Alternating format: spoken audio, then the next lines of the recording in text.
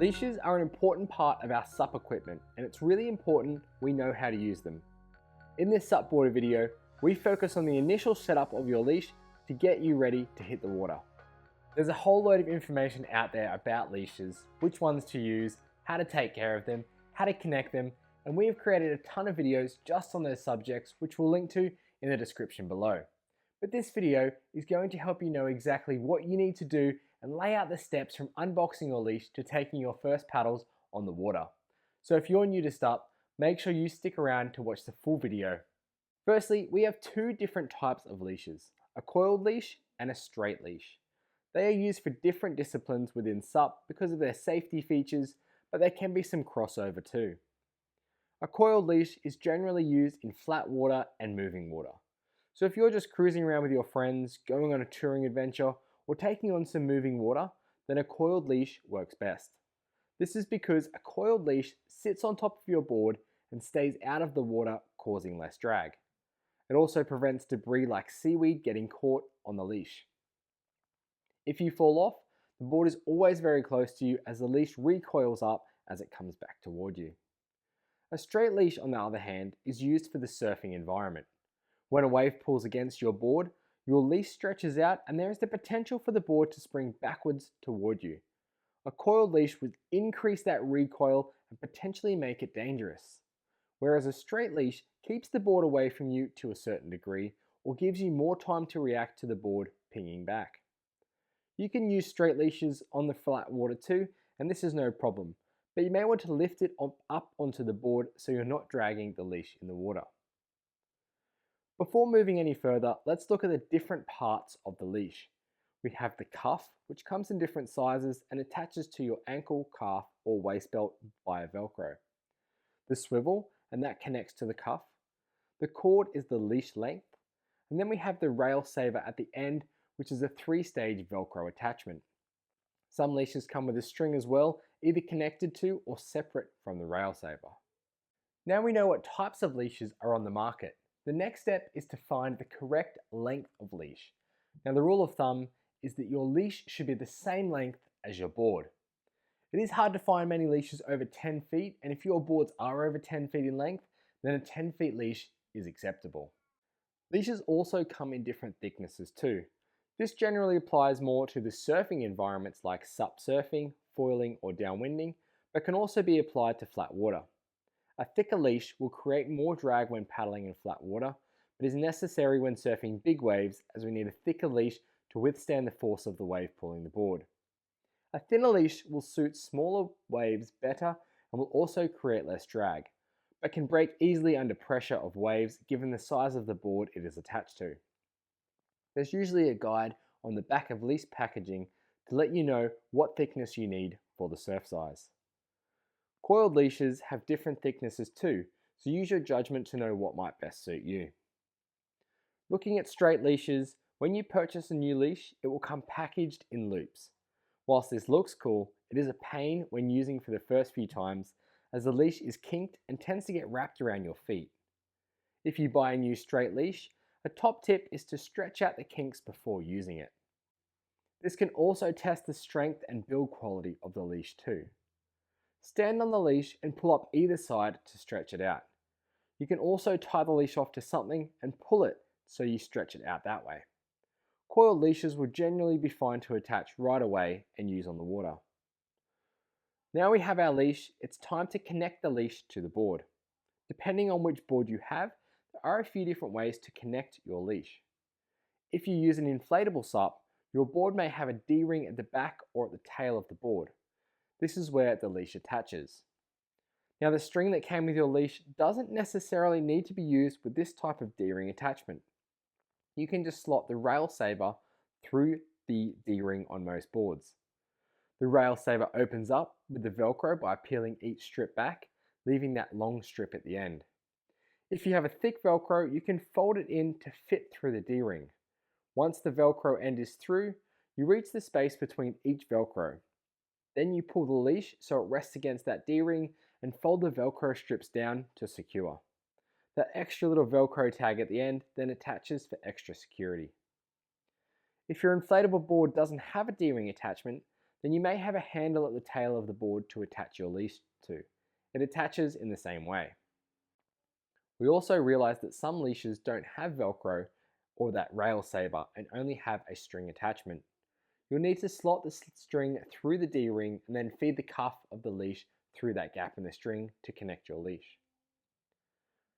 Now, when using composite boards, you will find what the industry calls a leash plug. This is a small metal bar that is inserted into the board to attach your leash to. This time we need to use that string. Now, not all strings fit through leash plugs, so you may need to use a key or a tool to push the string through or get a thinner string. Your string may be attached to the leash or not, but no matter, it still goes through the same way. Push the end without the knot through the leash plug until it reaches the other side. Now here's where things get interesting. The rail saver on the leash is called a rail saver for one reason: to save your rails. At this point, you need to get the length of the string right so the rail saver sits over the rail of your board.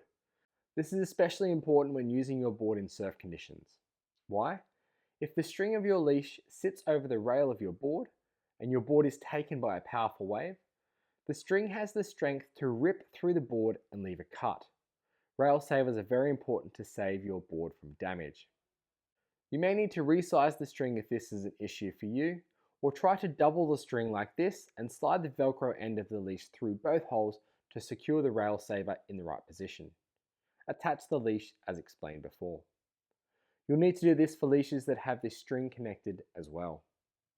Now your leash is attached to your board securely, it's time to learn how to carry your leash safely. We always connect the leash to ourselves when we are right at the water's edge to save ourselves from tripping over it or getting tangled up when walking. When carrying the leash with your board, never drag or leave the leash dangling on the ground, as it can damage the leash and cause small cuts and grazes, which means the leash will become weakened. Try to coil up your straight leash as shown to carry your board down to the water's edge. You'll have your paddle in the other hand, so holding the leash against the handle of the board is recommended. If you have a coiled leash, again, don't drag it along the ground, but hold the cuff of the leash with your hand that is holding the handle of the board and carry like so. Once you get to the water's edge, place your board down and get ready to attach your leash. Depending on where you are paddling and what type of leash you have, you may need to attach your leash to your ankle, calf, or waist. For paddlers in moving water, you will attach the cuff of the leash around your waist belt loop for a quick release in case of emergency. For flat water paddlers, you can either attach your leash to your calf or ankle depending on the size of your cuff. Open up the Velcro and place the cushiony section of the cuff on your ankle or calf. Secure the leash in place by wrapping the Velcro around the other part.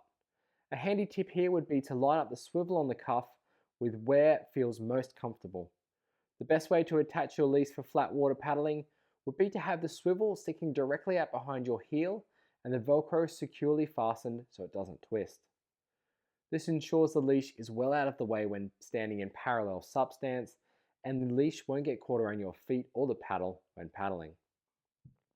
When it comes to surf conditions, you attach the leash in the same way. However, you may want to spin the swivel so it sticks out to the outside of your ankle on your back foot.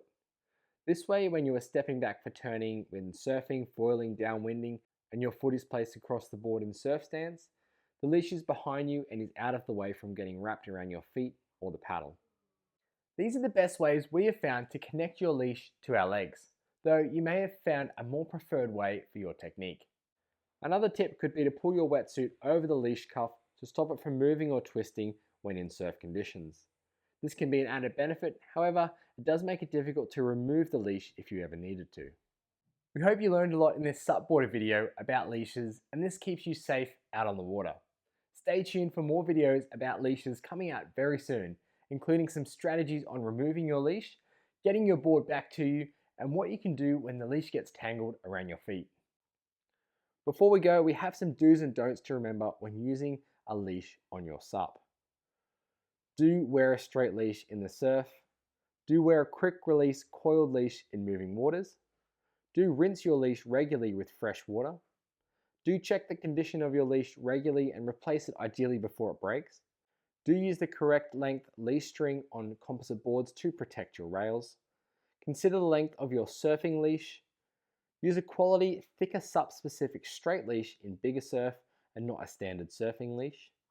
Put your leash on your back foot when you are standing in the surf stance, and twist your leash to your heel to stop it getting in the way when paddling on flat water, or twist it to the side on the outside of your ankle when surfing.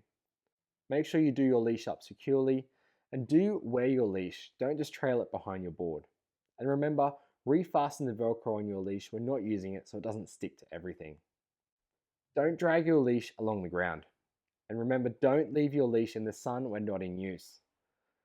Don't wrap your leash around the fins or the back of your board, and don't put your leash on until you've gotten to the water's edge. Don't wear a coiled leash in the surf, and never underestimate the importance of wearing the correct leash when paddling in moving water. And remember, leashes save lives. Thanks for tuning in, and we'll see you in another SUPboarder video very soon.